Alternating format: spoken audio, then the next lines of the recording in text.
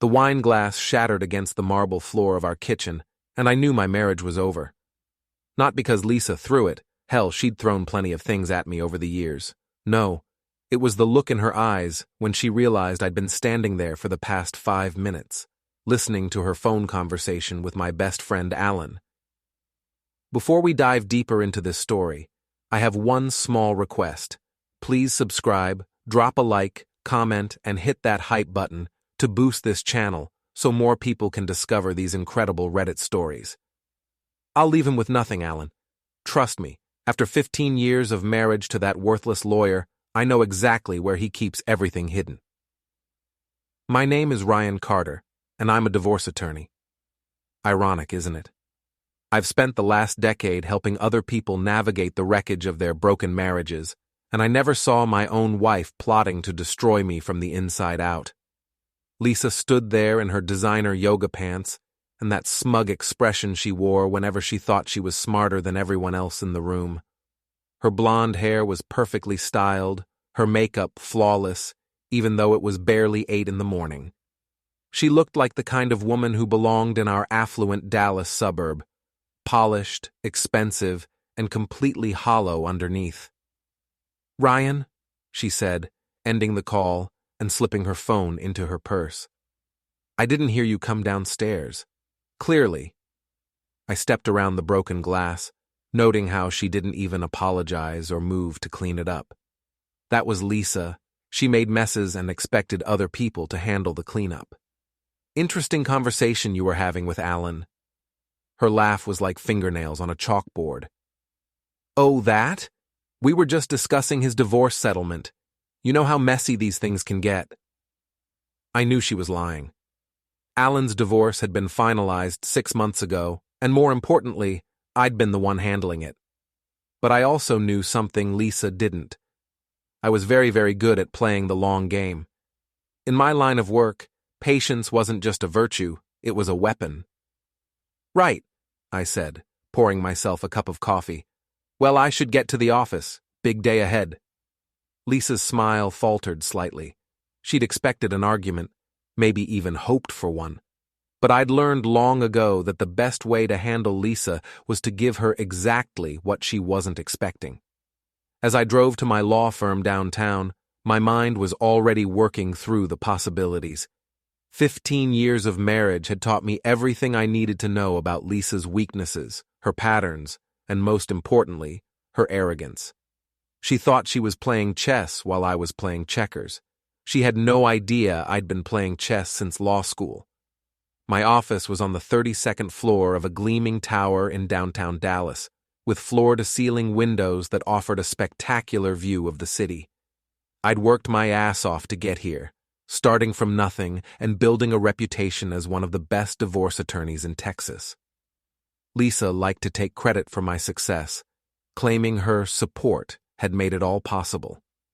The truth was, Lisa had been nothing but extra weight for years. While I was working 60-hour weeks to build our life, she was spending my money on spa treatments, shopping sprees, and apparently planning my destruction with my best friend. Derek Martinez, my law partner, knocked on my office door around 10. Derek was everything Alan wasn't: loyal, honest, and smart enough to see through people's bullshit. We'd been partners for 5 years, and he was probably the only person I trusted completely. "You look like hell," Derek said, settling into the chair across from my desk. "Everything okay at home?" I considered telling him everything right then, but something held me back. Maybe it was pride, or maybe it was the lawyer in me that knew you never revealed your strategy until you were ready to win the case. "Just tired," I said. "Lisa's been planning some charity event, and you know how she gets when she's in full social butterfly mode." Derek raised an eyebrow. He'd been to enough dinner parties at our house to know exactly how Lisa got when she was the center of attention. The woman does love her spotlight. That was Derek's polite way of saying my wife was a narcissistic attention whore, and he wasn't wrong. Lisa lived for the admiration of others, especially other women who envied her lifestyle. She'd built her entire identity around being Mrs. Ryan Carter, The successful lawyer's wife with the perfect house, perfect clothes, and perfect life. Too bad none of it was actually perfect. My phone buzzed with a text from Lisa. Having lunch with Melissa today. Don't wait up for dinner. Book club tonight. Melissa was Lisa's best friend and biggest enabler, a bitter divorcee who seemed to take pleasure in encouraging other women to destroy their marriages. As for book club, I was pretty sure the only thing Lisa was reading was Alan's text messages. I spent the rest of the morning reviewing case files, but my mind kept drifting back to that phone conversation. The casual cruelty in Lisa's voice when she called me worthless. The confidence with which she'd discussed taking everything I'd worked for. The way she'd laughed, like my destruction was some kind of joke between her and Alan.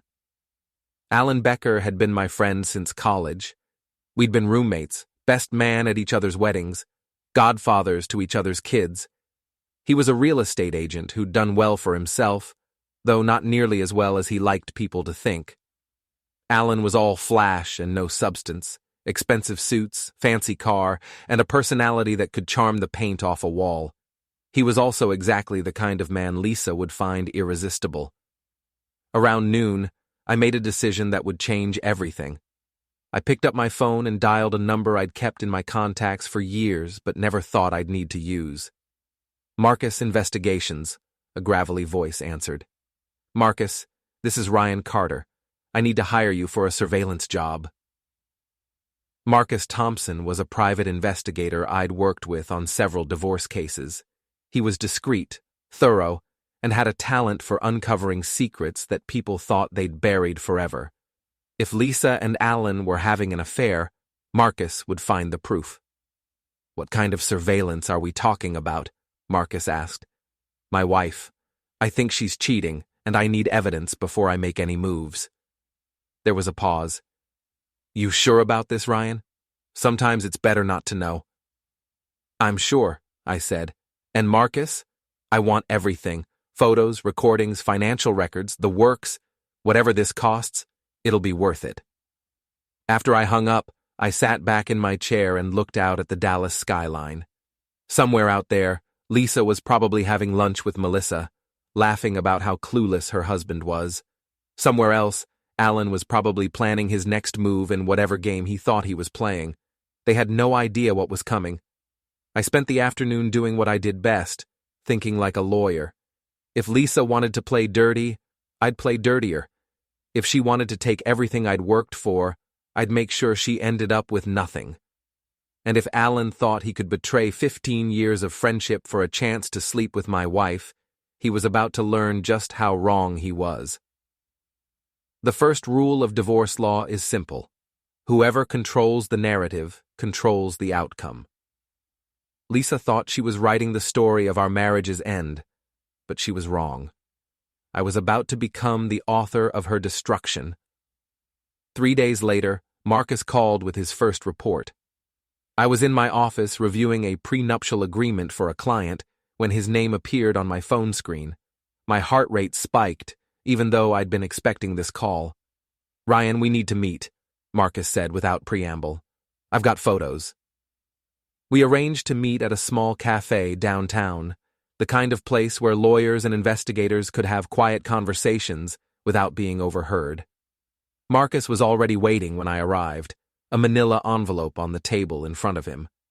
Marcus Thompson looked exactly like what you'd expect from a private investigator, mid-50s, weathered face, eyes that had seen too much. He'd been a Dallas police detective for 20 years before going private, and he had the kind of connections that made him very good at his job. Before I show you these, Marcus said, I want you to know that I'm sorry. This isn't the kind of news any man wants to hear. I nodded, trying to prepare myself for whatever was in that envelope. Just show me. The first photo was taken at a restaurant I didn't recognize. Lisa and Alan were sitting across from each other at an intimate table, their hands intertwined. Lisa was wearing a dress I'd never seen before, something low-cut and expensive that she definitely hadn't bought with our joint credit card. The second photo showed them kissing in the parking lot of the same restaurant. The third photo was taken through the window of Alan's condo. Lisa was clearly visible, and she clearly wasn't wearing very much. "How long?" I asked, my voice surprisingly steady. "Based on what I've observed, at least 3 months," Marcus said. "Probably longer. They've got a routine, lunch dates twice a week, evening meetings at his place when you're working late. They're not being particularly careful about it."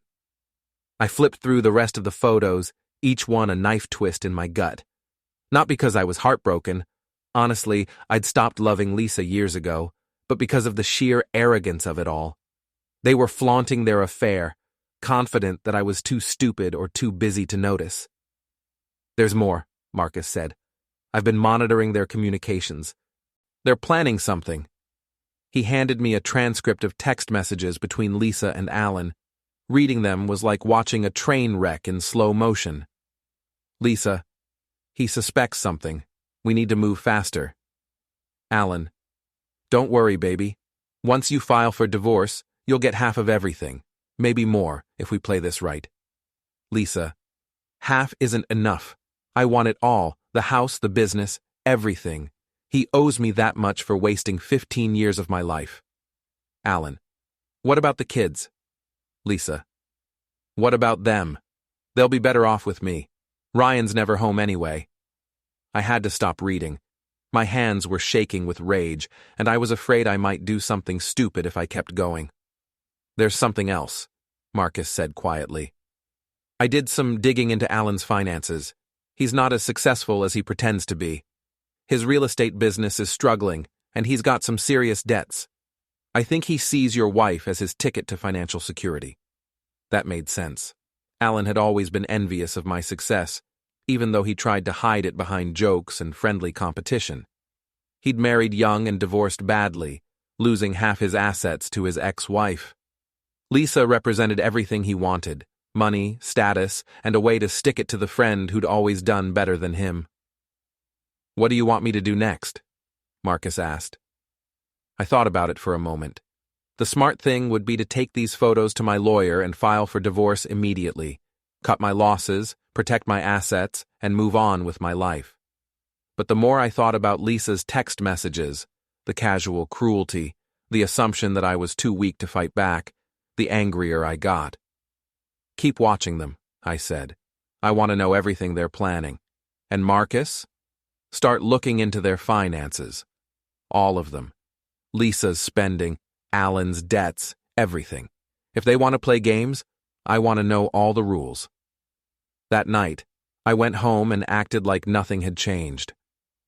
Lisa was in the kitchen, preparing what she called dinner, but was really just a salad and some leftover takeout. She was wearing yoga pants and a tank top, looking perfectly domestic and innocent. "How was your day?" she asked, not looking up from her phone. "Busy," I said. "How was book club?" "Oh, we're reading some romance novel. Very steamy." She laughed at her own joke, and I wondered if she was thinking about Alan. Our kids, Emma and Jake, were upstairs doing homework. Emma was 12, Jake was 9, and they were the only good things to come out of my marriage to Lisa. The thought of them being caught in the middle of this mess made my chest tight with anger. "I was thinking," Lisa said, still scrolling through her phone, "maybe we should take a family vacation this summer, somewhere expensive. We can afford it, right?" The audacity was breathtaking. She was planning to divorce me and take everything I owned, but she still wanted to spend my money on a vacation first. "Sure," I said. "Where were you thinking?" "Europe, maybe, or that resort in Hawaii you're always talking about." I wasn't always talking about any resort in Hawaii, but I didn't correct her. "Sounds great. We should start planning." Lisa looked up from her phone, surprised by my enthusiasm. She'd expected me to complain about the cost or the time away from work. Instead, I was agreeing with her, which clearly wasn't part of her script. "Really? You're not going to argue about taking time off?" "Life's too short," I said. "We should enjoy it while we can." Something flickered in her eyes. Guilt, maybe, or suspicion. But then her phone buzzed with a text, and her attention was immediately elsewhere. I went upstairs to say goodnight to the kids, trying to act normal, even though my world was falling apart. Emma was reading in bed, her dark hair falling across her face in a way that reminded me of myself at that age. "Dad?" she said as I tucked her in. "Are you and Mom okay?" Kids always know more than adults think they do. What makes you ask that? You guys don't talk much anymore, and Mom's been on her phone a lot. I kissed her forehead, breathing in the scent of her shampoo. "Everything's fine, sweetheart. Sometimes grown-ups just get busy with work and stuff." "Okay," she said, but she didn't look convinced. Jake was already asleep, his room a disaster zone of toys and clothes. I cleaned up a little, thinking about how much I was going to miss these quiet moments if Lisa got custody. The thought of seeing my kids only on weekends made me feel sick. Back in my bedroom, Lisa was already in bed, her back turned to me. We hadn't had sex in months, not since I'd started noticing the distance between us. Now I knew why. She was getting her needs met elsewhere. I lay awake for hours that night, staring at the ceiling and planning my next move. Lisa thought she was so clever, so much smarter than her boring lawyer husband. She had no idea that I'd built my career on being underestimated by people who thought they could outsmart me. She was about to learn the difference between being clever and being smart. 2 weeks into Marcus's surveillance operation, I had enough evidence to bury Lisa and Alan in any divorce court in Texas, but I wasn't ready to file yet. I was starting to enjoy watching them think they were getting away with something. Lisa had become bolder, staying out later and lying more obviously. She'd started buying new clothes and lingerie, charging everything to our joint credit cards. The irony wasn't lost on me. She was using my money to make herself more attractive for her lover. Alan, meanwhile, had started calling me more often, suggesting we grab drinks or play golf. I think he got some sick thrill out of pretending to be my friend while he was sleeping with my wife. Or maybe he was just trying to keep tabs on how much I knew. "Ryan, buddy!" Alan's voice boomed through my office phone.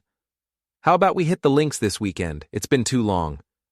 "Sorry, Alan. Lisa's got some charity thing planned, and you know how she gets when I miss her events." "Oh, right. The charity thing." There was something in his voice. Amusement, maybe. "Well, maybe next weekend." After I hung up, I realized what was funny to him. Lisa's charity event was probably code for another afternoon at his condo. They were both getting off on how clueless they thought I was. That afternoon, Marcus called with an interesting development.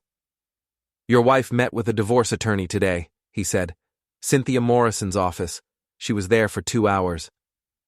Cynthia Morrison was known as the most ruthless divorce attorney in Dallas, the kind of lawyer who specialized in taking wealthy men to the cleaners. She was expensive, vicious, and very good at what she did. If Lisa had hired her, she was serious about this divorce. "Did you get any details about what they discussed?" "Not specifically, but I did some research on Morrison's typical strategy. She goes for the throat, argues that the wife deserves more than half because of emotional damages, lost opportunities, that kind of thing. And she's very good at making the husband look like the bad guy. I had to admire Lisa's choice. If you're going to try to destroy someone, you might as well hire the best." "There's something else," Marcus continued. "I followed Morrison after your wife left. She went straight to Alan Becker's office. They met for about an hour. That was interesting. Why would Lisa's divorce attorney need to meet with Alan? Unless he was going to be more than just the other man. Unless he was going to be a witness in the divorce proceedings. "Keep digging," I told Marcus. "I want to know everything they're planning." That evening, Lisa was practically glowing when she came home. She'd had her hair done and was wearing a new outfit that probably cost more than most people made in a week. "You look nice," I said. And I meant it. Lisa was beautiful, even if that beauty was only skin deep. "Thank you," she said, seeming genuinely pleased by the compliment. "I had lunch with Melissa, and then we went shopping. I hope you don't mind. I bought a few things." "Of course not. You deserve nice things." She looked at me strangely, like she was trying to figure out if I was being sarcastic. But I kept my expression neutral, and eventually she shrugged and went upstairs to change. I was starting to enjoy this game of pretending everything was normal while planning my counterattack. Lisa thought she held all the cards, but she didn't know I was playing with a stacked deck. The next morning, I made some calls of my own. The first was to my accountant. "Richard, I need you to do something for me. I want to set up a trust for my kids' education, something substantial." "How substantial are we talking about?" "Let's start with $2 million. And Richard, I want it done quickly and quietly. Setting up the trust would protect a significant portion of my assets from any divorce settlement. It was perfectly legal.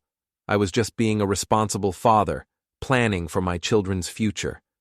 The fact that it would also limit what Lisa could claim in a divorce was just a happy coincidence."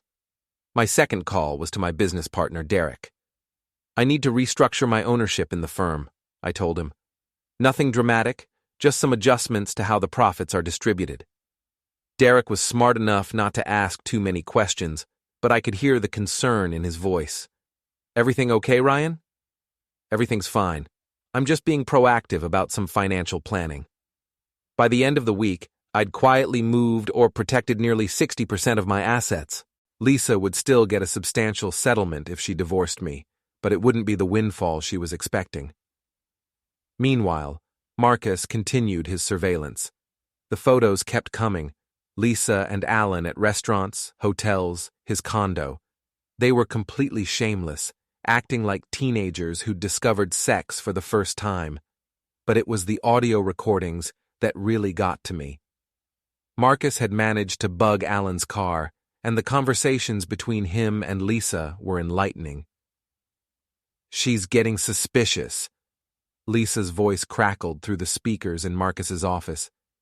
"Yesterday she asked me where I got my new dress." "Who, Emma?" Alan asked. "Yeah, kids notice everything. Maybe we should be more careful. Or maybe we should just speed up the timeline. How much longer do you want to keep pretending to be happily married?" "Not long. Cynthia thinks we should wait another month. Let me document more of his neglect and emotional abuse." "Emotional abuse?" Alan laughed. "Ryan's about as abusive as a golden retriever. That's not the point. Cynthia says if we can paint him as emotionally distant and neglectful, I can argue for a bigger settlement, maybe even full custody." Listening to them plot against me was surreal. They were discussing my life like it was a chess game, moving pieces around to maximize their advantage. Lisa was planning to accuse me of emotional abuse. Me, who'd worked 60-hour weeks for 15 years to give her the lifestyle she demanded. But the part about custody made my blood run cold. Lisa didn't even like spending time with our kids. She saw them as accessories, props in her perfect suburban life. The idea of her getting full custody just to hurt me was terrifying. "There's more," Marcus said, fast-forwarding to another conversation. "This one's from yesterday." "I can't wait to see his face when you serve him with papers," Alan's voice said. "Mr. Hotshot lawyer, taken down by his own wife." "He'll never see it coming," Lisa agreed. "He's so arrogant, so sure that he's smarter than everyone else. He has no idea what's about to hit him." "What about afterward? You sure you want to stay in Dallas?" "For a while. I want to enjoy watching him crawl, but eventually maybe we could go somewhere new, start fresh." I like the sound of that. Maybe somewhere warm, California or Florida. They were already planning their new life together, funded by my money and built on the ruins of my family. The casual cruelty of it was breathtaking, but what really struck me was how wrong they were about me. They thought I was arrogant and clueless, that I'd never see their betrayal coming. They had no idea that I'd been preparing for this moment since the day I heard Lisa's phone conversation with Alan. They wanted to watch me crawl? Fine. Let them think they'd won. They had no idea what was coming next. Lisa filed for divorce on a Tuesday morning in March. I was in my office when the process server arrived, a young woman who looked embarrassed to be delivering such devastating news. Ryan Carter? She asked. That's me. You're being served with divorce papers. I'm sorry. I thanked her and closed the door, then sat down to read through the documents. Cynthia Morrison had done her homework. Lisa was asking for the house, primary custody of the kids, alimony, and 60% of our assets. The petition painted me as an emotionally absent workaholic who had neglected his family in pursuit of his career. Some of it was even true. I had worked long hours. I had missed some school events and family dinners. But the idea that I'd been emotionally abusive was laughable to anyone who actually knew me. My phone rang almost immediately. Derek's name appeared on the screen. I just heard, he said. I'm sorry, man. Are you okay? I'm fine, I said, and surprisingly, I meant it. Actually, I'm relieved. Now I can stop pretending everything's normal. What do you need from me? Nothing right now, but Derek, this is going to get ugly. Lisa's hired Cynthia Morrison. Derek whistled low. Damn, she's not messing around. No, she's not, but neither am I. After I hung up, I called Marcus. It's time to move to the next phase. I want you to start documenting everything. Lisa's spending, her movements, everything. And I want you to start looking into Alan's business practices. If he's cutting any corners, I want to know about it. What are you thinking? I'm thinking it's time to stop playing defense. That afternoon, I did something I hadn't done in months. I left work early and went home. Lisa was in the living room, talking on the phone. When she saw me, she quickly ended the call. Ryan, she said, her voice carefully neutral. I wasn't expecting you home so early. I got some interesting paperwork today, I said, tossing the divorce papers onto the coffee table. Want to talk about it? For just a moment, her mask slipped, and I saw something that might have been guilt. But then her chin came up, and she was back to being the wronged wife. I think we both know this has been a long time coming, she said. We haven't been happy for years. You're right, I agreed. We haven't. But I'm curious, when did you decide that Alan Becker was the solution to our problems? Her face went white. I don't know what you're talking about. I pulled out my phone and showed her one of Marcus's photos, the one of her and Alan kissing in the parking lot. Really? Because this suggests otherwise. Lisa stared at the photo for a long moment, then looked back at me. To her credit, she didn't try to deny it. How long have you known? She asked. Long enough. The question is, what happens now? Now we get divorced, she said, her voice getting stronger. And we try to do it in a way that doesn't destroy our children. Funny you should mention the children. I noticed in your petition that you're asking for primary custody. That's interesting, considering how little time you actually spend with them. I spend plenty of time with Emma and Jake. Really? Because according to my records, you've been out of the house at least 4 afternoons a week for the past 3 months. Book club, charity work, shopping with Melissa. Busy schedule for a devoted mother. Lisa's eyes narrowed. Are you having me followed? I'm protecting my interests, something you should understand, considering you hired Cynthia Morrison.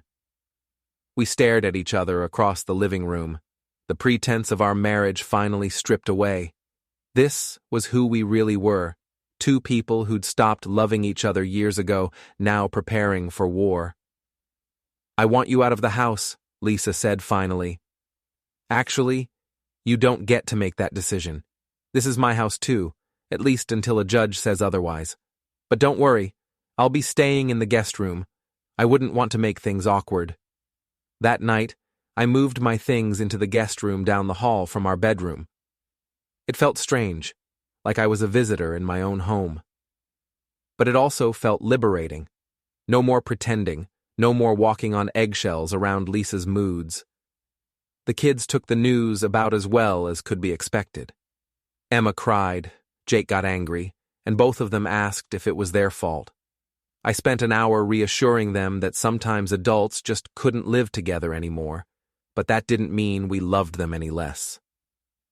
Are you going to move away? Emma asked, her eyes red from crying. Never, I promised her. No matter what happens, I'll always be your dad, and I'll always be here for you. Over the next few weeks, the house became a battlefield. Lisa and I communicated through lawyers and terse notes left on the kitchen counter. She started bringing Alan around more often, not even trying to hide their relationship now that everything was out in the open. The first time I came home to find Alan sitting at my kitchen table, I had to fight the urge to throw him out physically. Instead, I poured myself a drink and sat down across from him. "Alan," I said pleasantly, "how's business?" "Can't complain," he said, but there was something nervous in his voice. "Real estate's always been good to me." "That's interesting. I heard the market's been tough lately. Lots of agents struggling to make ends meet." Alan's smile faltered slightly. "Well, you know how it is. Ups and downs." "Absolutely. I imagine it's especially tough when you've got overhead like that fancy office downtown. Must be expensive." "Ryan," Lisa interrupted, "is there something you need? Alan and I were having a private conversation." "In my kitchen? How rude of me to interrupt." I stood up, finishing my drink. "Don't let me keep you. I'm sure you have a lot to discuss." As I walked upstairs, I heard Alan ask Lisa, "What was that about?" "He's just trying to intimidate you," Lisa replied. "Ignore him." But I could hear the uncertainty in her voice. Good. Let them wonder what I knew. The truth was, Marcus had been very busy over the past few weeks. Alan's real estate business was indeed struggling. He was behind on his office rent, had several deals fall through, and was facing some serious financial pressure. He'd also been cutting corners on some of his transactions. Nothing illegal, but definitely unethical. More importantly, Marcus had discovered that Alan's ex-wife was living in a run-down apartment across town, barely making ends meet, while Alan drove around in his expensive BMW. Apparently, he'd hidden assets during their divorce and left her with almost nothing. It painted a picture of a man who was desperate, dishonest, and saw my wife as his ticket to financial security. Lisa thought she was trading up, but she was actually trading down to a man who was even more selfish and manipulative than she was. I was going to enjoy watching her figure that out. The charity gala Lisa had been planning for months was scheduled for the first Saturday in May. It was supposed to be the social event of the season, 200 of Dallas's most prominent citizens gathering to raise money for some cause Lisa pretended to care about. She'd been working on it for months, back when she thought she was still fooling me about her affair. Now it had become something else entirely, a chance for her to show our social circle that she was thriving despite our divorce, that she was the victim of a cold, neglectful husband. I decided to attend. "You're not serious," Derek said when I told him my plan. "Why would you want to torture yourself like that?" "Because Lisa's expecting me to hide at home, licking my wounds. She wants everyone to see how devastated I am by her betrayal. I'm not going to give her that satisfaction." "What are you really up to, Ryan?" I smiled. "I'm going to give everyone a show they'll never forget." The gala was held at the Fairmont Hotel, in a ballroom that Lisa had decorated with thousands of dollars worth of flowers and lighting. She looked stunning in a black dress that probably cost more than most people's monthly salary. Alan was there too, playing the role of the supportive friend helping Lisa through her difficult divorce. I arrived fashionably late, wearing my best tuxedo and carrying myself like a man without a care in the world. The reaction was immediate. Conversations stopped, heads turned, and I could feel the weight of 200 pairs of eyes on me. "Ryan!" Melissa appeared at my elbow, her voice dripping with fake sympathy. "I'm so surprised to see you here. How are you holding up?" "Never better," I said, accepting a glass of champagne from a passing waiter. "Lisa's done such a beautiful job with this event. I wouldn't miss it for the world." Melissa looked confused. This wasn't the broken, humiliated man she'd been expecting to see. I made my way through the crowd, stopping to chat with friends and colleagues. Everyone wanted to know how I was doing, whether I was okay, if there was anything they could do to help. I thanked them all graciously, and assured them that I was fine. "Divorce can be difficult," I told Judge Harrison, who'd been on the bench for 20 years and had seen plenty of messy splits. "But sometimes it's the best thing for everyone involved. Lisa deserves to be happy, and so do I." The judge looked impressed by my maturity. "That's a very healthy attitude, Ryan. Your children are lucky to have a father who can put their needs first." Across the room, I could see Lisa watching me, her face a mask of confusion and growing anger. This wasn't going according to her script. I was supposed to be the bitter ex-husband, not the gracious gentleman who wished her well. Alan approached me at the bar, clearly having been sent by Lisa to figure out what I was up to. "Ryan, good to see you, buddy. I wasn't sure you'd come tonight. Wouldn't miss it. Lisa's worked so hard on this event. Besides, it's for a good cause, right?" "Right. Listen, I hope there are no hard feelings between us. I mean, about Lisa and everything." I looked at him for a long moment, letting the silence stretch uncomfortably. Alan was sweating slightly, despite the air conditioning. "Alan," I said finally, "you're exactly the kind of man Lisa deserves. I hope you'll be very happy together." He blinked, trying to process whether I'd just insulted him, complimented him, or both. "Thanks, I think. How's business, by the way? I heard the real estate market's been challenging lately." "It's fine," he said quickly. "Great, actually. Couldn't be better." "I'm glad to hear it. Lisa's going to need financial security, especially with the kids to think about. It's expensive, raising children. School, clothes, activities. It all adds up fast." Alan's face had gone pale. I don't think he'd really thought about the financial reality of taking on a woman with 2 kids and expensive tastes. "Well," he said, backing away, "I should get back to Lisa. She's probably wondering where I am." "Of course. Give her my best." I watched him hurry back to Lisa, saw them have a quick, intense conversation. Lisa's eyes found mine across the room, and for the first time since this whole thing started, I saw something that might have been fear. The evening's program included a silent auction, dinner, and speeches from various local dignitaries. Lisa was scheduled to give the closing remarks, thanking everyone for their generosity and support. She took the stage looking confident and beautiful, every inch the successful socialite. But I could see the tension in her shoulders, the slight tremor in her hands as she adjusted the microphone. "Thank you all for being here tonight," she began. "Your support means more to me than you know, especially during this challenging time in my life." A murmur of sympathy went through the crowd. Lisa was playing the victim card, positioning herself as the brave woman overcoming adversity. "As many of you know, I'm going through a divorce right now. It's been difficult, but I'm grateful for the support of my friends and family. And I'm especially grateful for the chance to focus on something positive, something that can make a real difference in our community." She went on for several more minutes, skillfully weaving her personal story into the charity's mission. It was a masterful performance, designed to generate both donations and sympathy. When she finished, the applause was thunderous. People were dabbing their eyes, clearly moved by her courage and grace under pressure. Then I stood up. "If I could just say a few words," I called out, my voice carrying clearly through the ballroom. Lisa's face went white.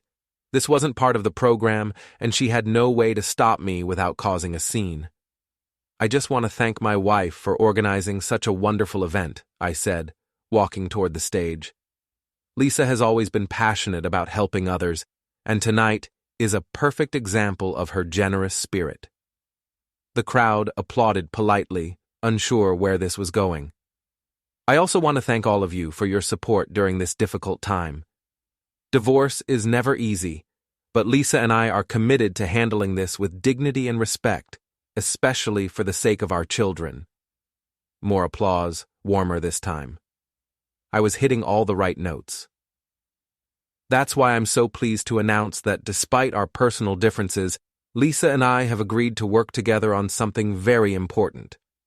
We're establishing a scholarship fund for underprivileged children in Dallas, funded by the proceeds from tonight's auction.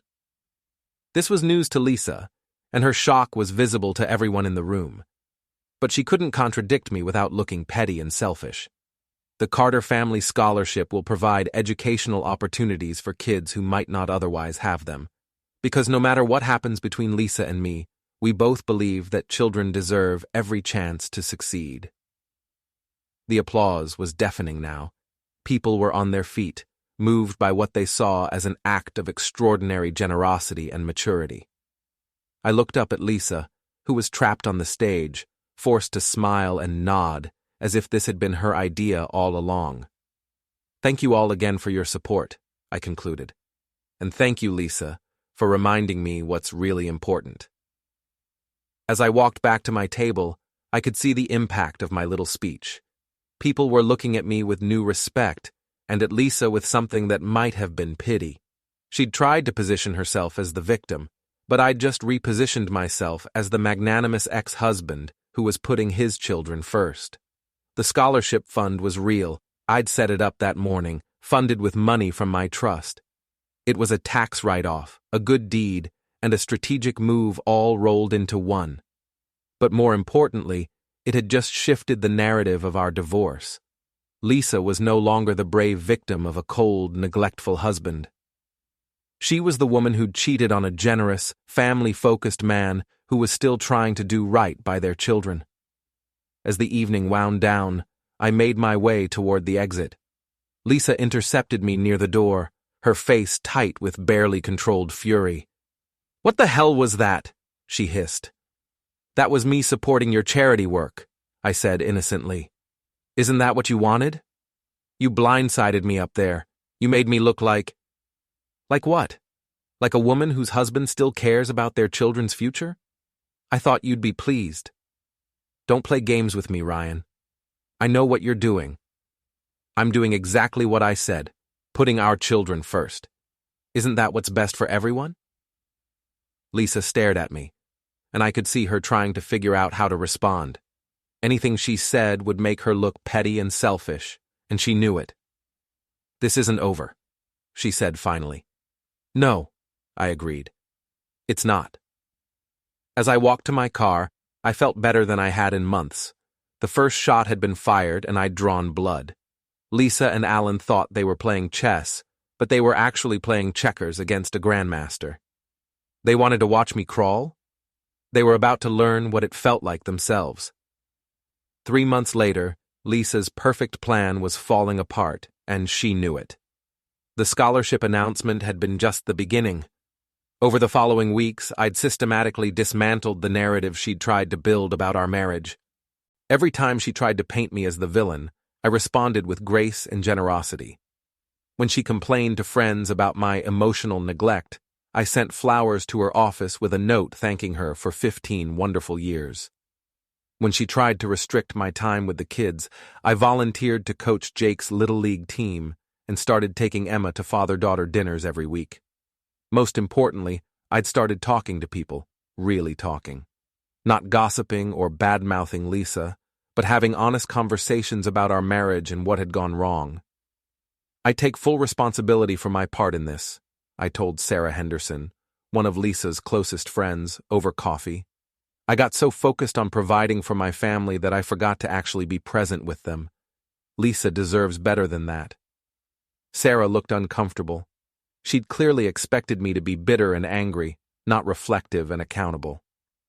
"I just hope she's happy," I continued, "and I hope Alan treats her the way she deserves to be treated." "About Alan," Sarah said carefully, "are you sure he's right for her? I mean, some of us have concerns." "What kind of concerns?" "Well, his reputation isn't great. There are rumors about how he treated his ex-wife and some questionable business practices." I looked surprised. "Really? I had no idea. I mean, I knew he was going through some financial difficulties, but I assumed that was just temporary." "Financial difficulties? Oh, maybe I shouldn't have said anything. It's just that he asked me for some legal advice about his debts. I told him I couldn't represent him because of the conflict of interest, but I referred him to another attorney. This was completely true. Alan had indeed asked me for legal advice back before I knew about the affair. He was in deeper financial trouble than even I had realized. Sarah left our coffee date with a very different impression of the situation. Within days, the story had spread through Lisa's social circle. Ryan was being mature and generous about the divorce, while Alan might not be the catch Lisa thought he was. Meanwhile, Marcus had been busy gathering more evidence. Alan's financial situation was even worse than we'd initially discovered. He was 3 months behind on his office rent, had defaulted on 2 car payments, and was facing a lawsuit from a former client who claimed he'd misrepresented a property. More damaging were the details about his previous marriage. Alan's ex-wife, Janet, had been willing to talk to Marcus about her experience. The picture she painted was of a man who was charming and attentive while courting, but selfish and manipulative once he had what he wanted. "He promised me the world," Janet told Marcus. "Said we'd travel, buy a bigger house, start a family. But once we were married, it was all about him, his career, his needs, his image. And when I finally got fed up and asked for a divorce, he hid assets and left me with almost nothing." The recording of that conversation was particularly interesting, but I wasn't ready to use it yet. I was saving it for the right moment. That moment came in July, at Emma's 12th birthday party. Lisa had wanted to have the party at our house, despite the awkwardness of our living situation. I'd agreed, because I wanted Emma to have a normal celebration surrounded by her friends and family. The party was in full swing when Alan arrived, carrying an expensive-looking gift and acting like he belonged there. Several of the other parents looked uncomfortable. Word about the affair had gotten around, and not everyone approved of Lisa's choices. I was manning the grill, flipping burgers and hot dogs when Alan approached me. "Nice party," he said, helping himself to a beer from the cooler. "Emma deserves the best," I replied. "She's been through a lot lately. Kids are resilient. She'll be fine." Something in his casual dismissal of my daughter's feelings triggered a flash of anger, but I kept my voice level. "I hope so. Being 12 is hard enough without having to deal with your parents' divorce. Look, Ryan, I know this is awkward, but we're all adults here. We need to figure out how to make this work." "You're right. We do." I flipped a burger, letting the silence stretch. "How are things going with your business, by the way? Last time we talked, you seemed stressed about some financial issues." Alan's jaw tightened. "Everything's fine. I told you. Business is great." "I'm glad to hear it. Lisa mentioned you might be moving in together soon. That's a big step. We're discussing it. Good for you. Of course, with 2 kids and Lisa's lifestyle, expenses can add up quickly. Emma alone costs us about $1,500 a month. School, activities, clothes, and Jake's not far behind." I could see Alan doing the math in his head, and he didn't like the total. "I'm sure we'll manage," he said stiffly. "Of course you will. Lisa's very good at managing money." This was a complete lie. Lisa had never balanced a checkbook in her life, but Alan didn't know that. The conversation was interrupted by Emma running over to show me something one of her friends had given her. I excused myself and spent the next hour focused entirely on my daughter, making sure her party was perfect. But I noticed Alan watching me, and I could see the wheels turning in his head. For the first time, he was really thinking about what he was signing up for, a high-maintenance woman with 2 kids and expensive tastes, while his own financial situation was falling apart. The party was winding down when Lisa pulled me aside. "We need to talk," she said, her voice tense. "What about?" "About this act you've been putting on. The perfect father, the understanding ex-husband. I know what you're doing. I'm trying to make the best of a difficult situation, for the kids' sake." "Bullshit. You're trying to make me look bad." "Lisa, I haven't said a negative word about you to anyone. All I've done is take responsibility for my mistakes and try to be a good father." "That's exactly what I'm talking about. You're making yourself look like the victim here." "I'm not the victim. Neither are you. We're two people who made a marriage that didn't work. The only victims here are Emma and Jake."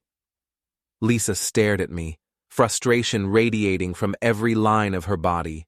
She knew I was outmaneuvering her, but she couldn't figure out how to stop it without looking petty and vindictive. "I want you out of the house," she said finally. "The judge hasn't ruled on that yet. Until he does, I have every right to be here." "Fine. But I want you to know that Alan and I are serious. We're planning a future together. I hope it works out for you. I really do." As the last guests left, I helped clean up while Lisa and Alan huddled in the corner, having what looked like an intense conversation. I couldn't hear what they were saying, but Alan's body language suggested he wasn't happy. That night, after the kids were in bed, I got a call from Marcus. "You need to hear this," he said. "I got it off the bug in Alan's car about an hour ago." He played me a recording of Alan and Lisa's conversation as they drove away from the party. "I can't do this anymore," Alan's voice said. "This whole situation is fucked up." "What are you talking about?" Lisa sounded panicked. "I'm talking about your ex-husband. He's playing some kind of game, and I don't like being a pawn."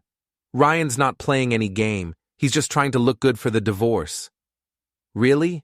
Then why does everyone we meet seem to know about my financial problems? Why do I keep running into people who've heard I'm not good enough for you?" "That's ridiculous." "Is it? Because I'm starting to think your husband isn't as clueless as we thought. I think he's been playing us from the beginning." There was a long pause before Lisa spoke again. "Even if that's true, it doesn't change anything. I still want to be with you." "Do you? Or do you just want to hurt Ryan?" "Both," Lisa admitted. "Is that so wrong?" "Yeah, Lisa, it is, because I'm the one who's going to end up paying for your revenge." The recording ended there, but it was enough. Alan was getting cold feet, and Lisa was getting desperate. The cracks in their relationship were starting to show, and I hadn't even played my best cards yet. I was saving those for the finale. The end came on a rainy Thursday evening in September, exactly 6 months after Lisa had filed for divorce. I was at home, helping Jake with his math homework, when my phone rang. It was Marcus, and his voice was tight with excitement. "You need to get down here right now," he said. "Alan's office. Trust me, you don't want to miss this." I called Derek to come stay with the kids, then drove downtown through the storm.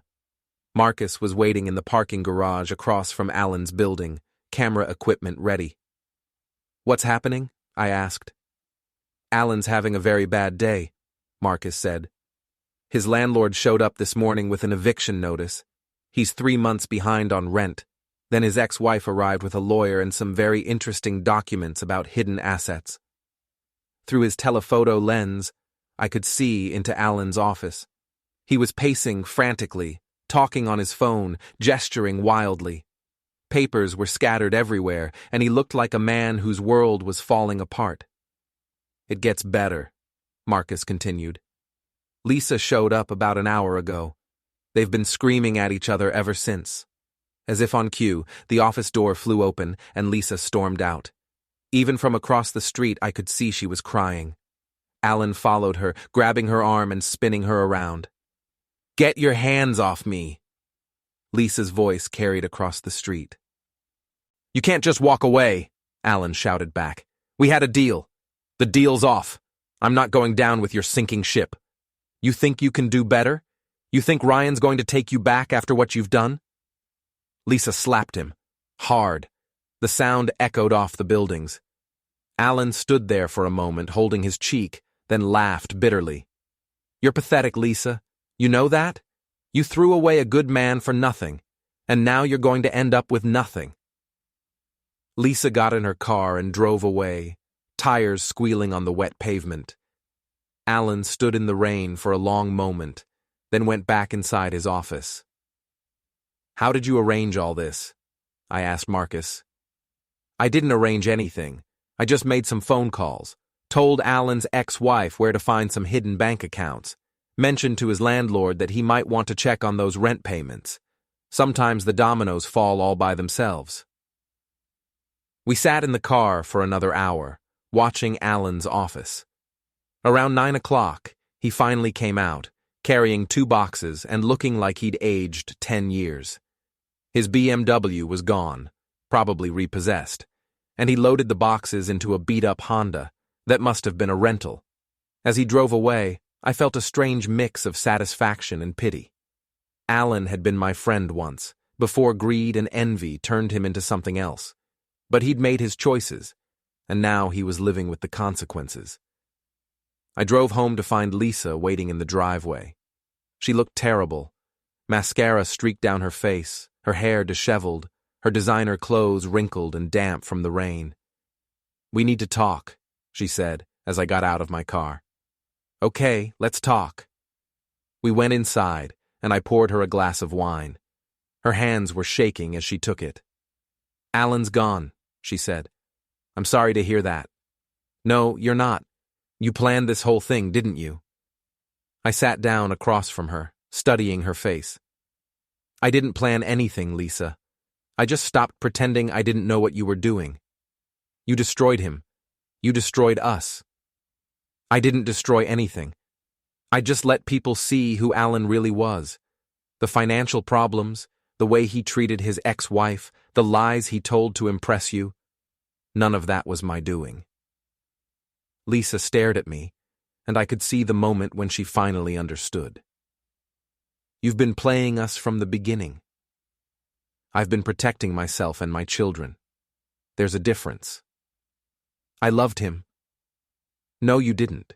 You loved the idea of him, the excitement, the rebellion, the fantasy of a different life. But you never really knew him." "And you? Did you ever really know me?" I considered the question.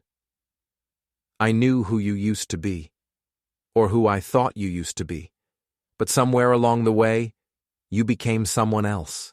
Someone who could lie to her husband for months, someone who could use her children as pawns in a divorce, someone who could throw away 15 years of marriage for a man she'd known for 6 months. Lisa was crying again, but quietly now. "What happens now?" "Now we get divorced.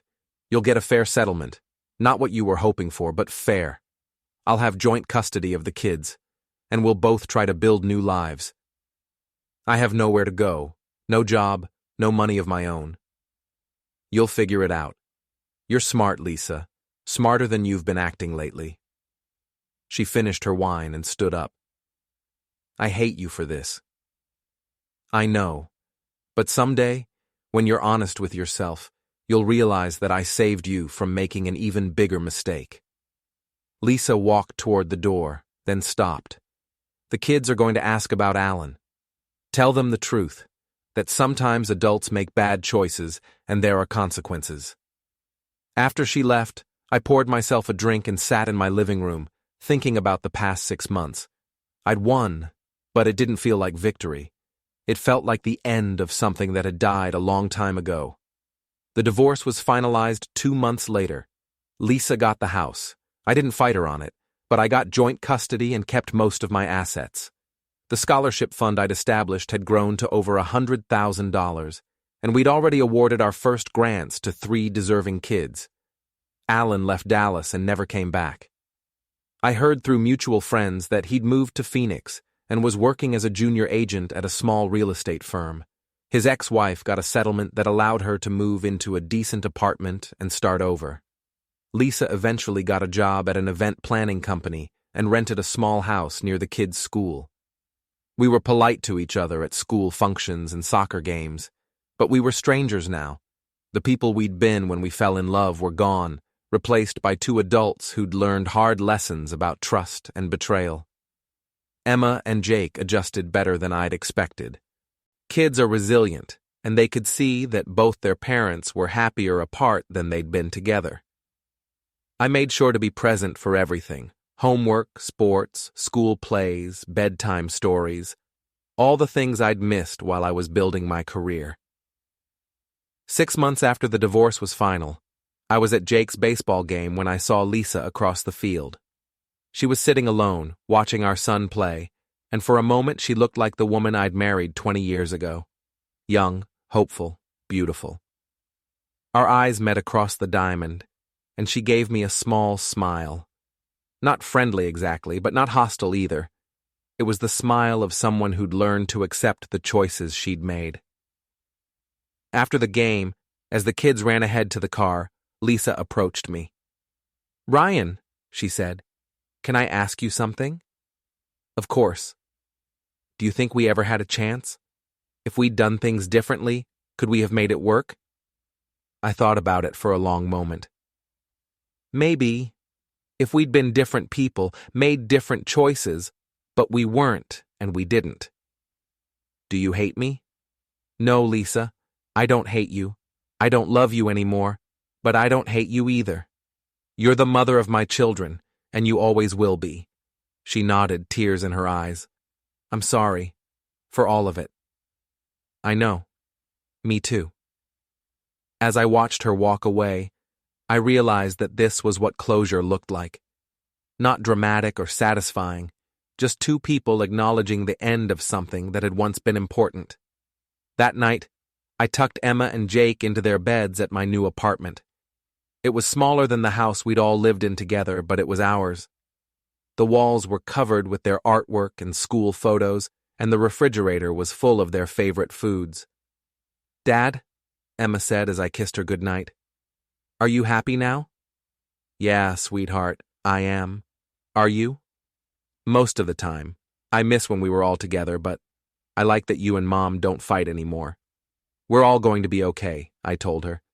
"Different than before, but okay."